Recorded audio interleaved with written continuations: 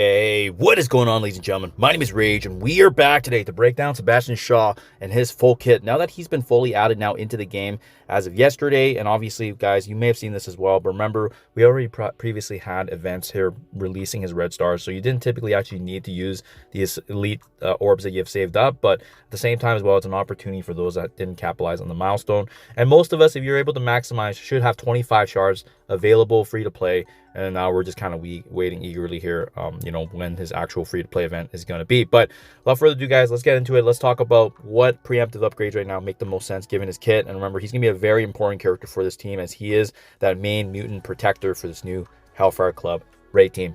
So starting off, proper strike is his basic ability. You can see he's going to be attacking for percentage damage. If charged, he also does actually have a stun to the primary target and clearing charges on this character as well. So a very unique mechanic there, but you're going to be seeing how this charge obviously kicks in. But while charged, this attack also can't be counterattacked and as well can't be blocked, can't be dodged. And then lastly, if you are going to T4 his basic ability here as more of a cherry on top, it also cannot miss. So very, very powerful basic ability that can inflict that. But as well, like I said, we need to understand the charge mechanic for him respectively. But this for sure is an easy upgrade for using your T4 just because it ensures that this attack will no longer miss on top of it not being blockable, in addition to obviously being undodgeable as well. Special explosive redirection, clearing barrier on all enemies, attacking them for percentage damage. In addition to that, this is where he's going to be protecting the team with a gaining of taunt, applying defense up for himself, and as well safeguard for the rest of the Hellfire Club allies, which is really awesome.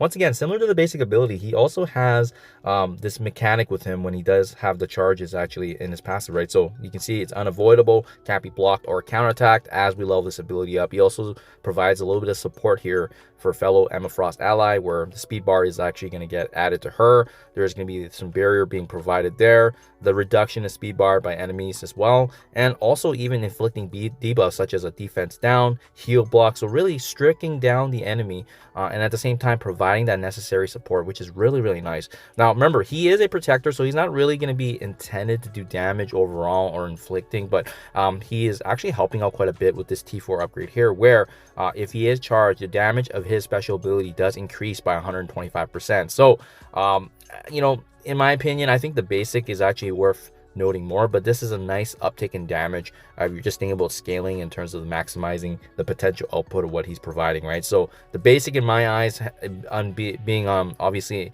unavoidable and unblockable, and as well as can't be missed, ensures that the stun can actually land, whereas the special, regardless of if it lands on an enemy or not, he's going to be protecting the team with defense up, in addition to safeguard, as well as providing that barrier, which is in my opinion more important.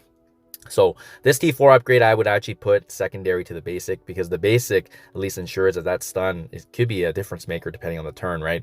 Kinetic retaliation ultimate ability, attacking primary target for piercing damage, attacking primary and adjacent for piercing as well. And once again, if charged, damage does increase. In addition to that, it ignores defense up. So as this ability goes up, the damage is going to get added into the component of it, but as well some other little side benefits of it. Very similar to what we've seen with the basic and special, which is can't be counterattacked, can't be blocked, can't be dodged, it cannot miss, very similar to the basic. And then lastly, with the T4 upgrade, it's kind of a mixture here of the special, right? Damage also increases quite a bit here from the ultimate perspective. So overall, he's going to be providing damage a little bit extra, but again, remember, that's not really his intended role, as he's going to be protecting the team and providing those buffs and debuffs on the team. So just something to be mindful of. If you just want a little bit of extra coming from Sebastian, well, you can get it here. So special and ultimate are really kind of, those luxury upgrades, if you will, just to add that offensive edge to his kit overall, and that can obviously help, especially when you're doing your daily raids, especially through the new annihilation.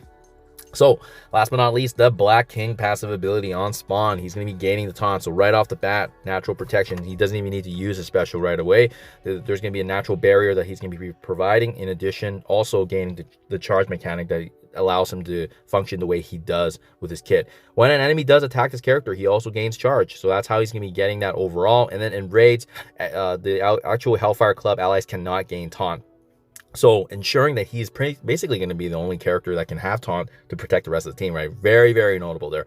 When an enemy attacks this character, he's also going to be applying charge to a random Emma Frost ally, and once again, benefiting her by giving her an additional speed bar there. When this character does drop below that 50% threshold, he's also going to be bearing himself, in addition to, once again, giving some speed benefits there for random Emma Frost ally right there. While charged, this attack also cannot gain this character cannot gain exposure, vulnerable, or heal block, and then as well he cannot have his speed bar reduced. So that's why it's very, very important that he does have the charge mechanic in play here, as he gains a lot from that in terms of just using his abilities, but as well what can't be placed on him from a defensive standpoint. Last but not least, with the passive ability here, while charged, he's going to be gaining additional damage, resistance, focus, damage reduction, up to a maximum of 80% damage reduction, guys, which makes him a very formidable enemy to deal with, because of the fact that obviously he's already providing a lot of buffs, but if he does have that charge mechanic in play, he is going to be getting a lot of damage reduction. So it's quite obvious, in my opinion, what his ISO-8 is going to be. But let's talk about the upgrades here respectively for the T4. So remember, he is not an offensive character on the team. So I mean, if you needed more vulnerables and you want to maximize the output, both his special and his ultimate do gain a lot from the T4 upgrades here, where damage is increased quite a bit.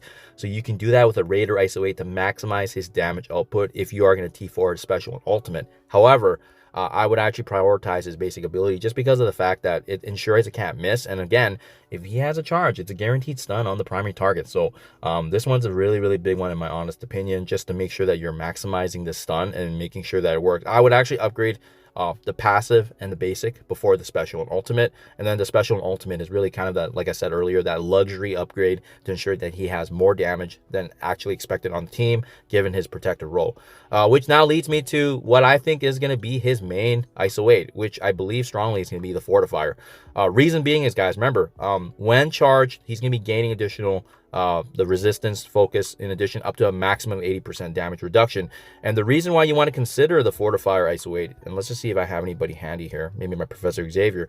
I do mix it up here and there, but the reason why you want to consider the Fortifier on him is, as you can see right there, boom. On turn, he's also going to be clearing vulnerable on himself. He's going to be gaining 3% barrier on each turn as well. And that's a very, very notable upgrade there, guys, just to ensure that Sebastian actually does have some tankiness to him overall, because he's going to be soaking up damage, especially with his special being able to do that. And on top of that, he also gains that on spawn. That's my 2 cents, guys. I'm probably going to be slotting him as a Fortifier just to have that natural protection on the team, especially going through the daily raids. As for his actual unlock, guys, in my opinion right now, I actually just got Rachel Summers unlocked through the Path Orbs, and now I have a Zazo unlocked thanks to the Antimatter. So I'm just going to be patient. I'm just going to wait. These Annihilation raids do not demand us to have them right away, because we can select and modify the difficulties as we see fit. So that's why in the meantime, guys, and these releases have been getting better and better in terms of their character addition. So we can see Sebastian in a couple weeks here with his addition into the Antimatter store, but as well, likely a free-to-play event, right? So just be on the lookout for that, guys. Let me know what you think and possible what your game plan is. Are you coring for him immediately, or are you just going to be patient as well? I'd rather save my resources, as they've been doing a phenomenal job releasing these new characters on a timely basis. Do let me know. Thank you for your time as always, guys, and I'll catch you in the next one.